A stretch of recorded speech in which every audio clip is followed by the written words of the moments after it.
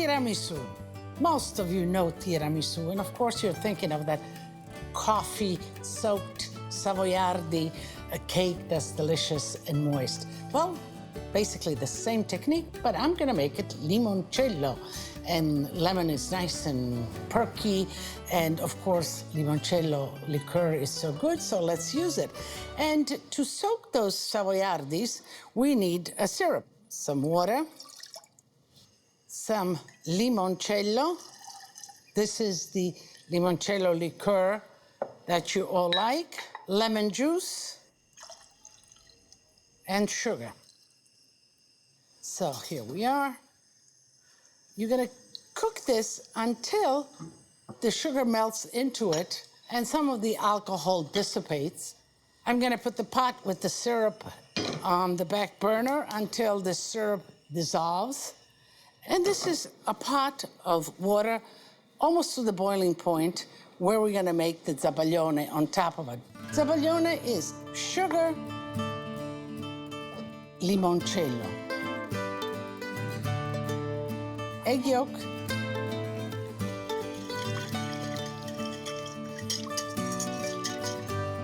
and now here I have the water that's almost to the boiling point. The water will not touch this, otherwise the eggs will curdle, but I need that heat of the water to actually make the zabaglione. So once it's on there, let's lower it just a little bit, and we keep on whisking. Okay, while I'm doing this, let me see. Yeah, the sugar has melted here, so I'm going to shut that one off and let it cool. Tiramisu is an old basic recipe. It's actually recycling of old bread. Bread soaked in coffee, topped with zabaglione, was a dish that Grandma would make. And of course, changing the flavor, that's something that kind of is being done now often. Whether it's limoncello, whether it's peach, whether it's strawberry, tiramisu is good in any flavor. So keep on whisking it until it gets a nice custardy, almost like a curd. And I think this one is ready. We'll let it cool, and then we'll fold it with the mascarpone. All the components are ready for the limoncello tiramisu. Let's assemble it. So here I have the mascarpone, which is soft. I kind of pulled it out of the refrigerator for half an hour or so I can mix it. Lots of lemon rinds right in here. Okay, let's mix that well. Okay, here is the zabaglione custard.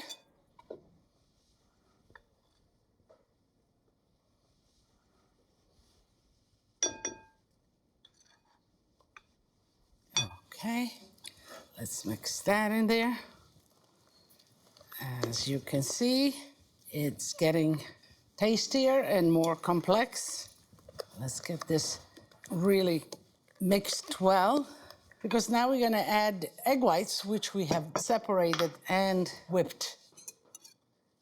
And you know, whenever you add egg whites to any batter or anything, whipped egg whites, the idea is to fold them in gently, because what you want from them is that lightness. So no whisking here, just folding it in.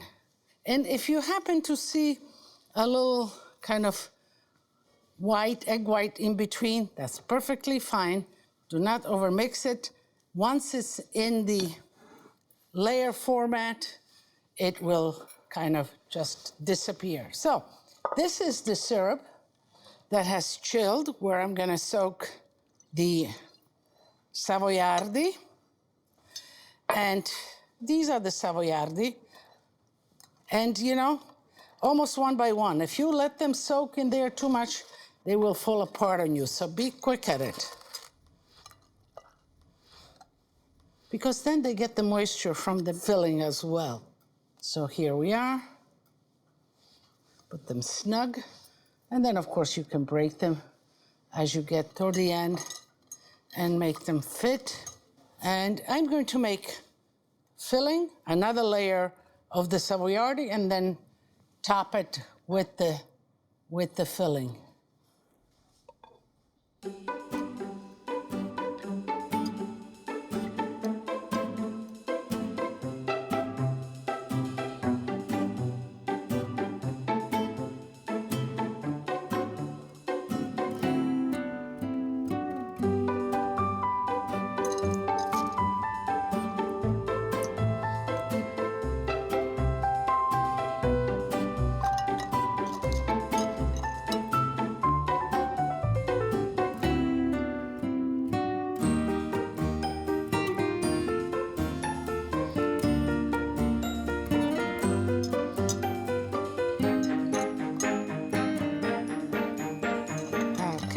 So let's finish the tiramisu.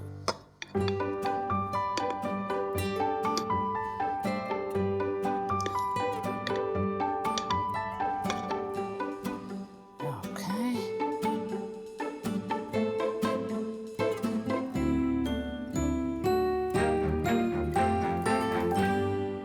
So the tiramisu is assembled and it's ready to be put in the refrigerator. Cover it with a plastic wrap and let it rest for about 4 or 5 hours, although it is better overnight in the refrigerator.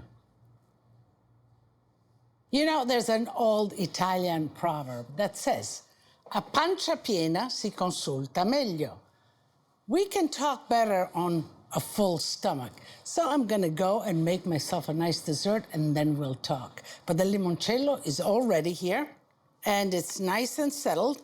Spoon it out, I think it's the easiest way. And you just like that. And you have a nice, like a parfait glass, or you can do it in a plate as well. Let's see, then I'll go in here. I made here some lemon peels, just tossed in granulated sugar, and it makes a great topping. And I think it is ready to be enjoyed. But before I do that, I want you to enjoy it with me, and I want to invite you. So, as I always say, tutti a tavola a mangiare, and let me taste now.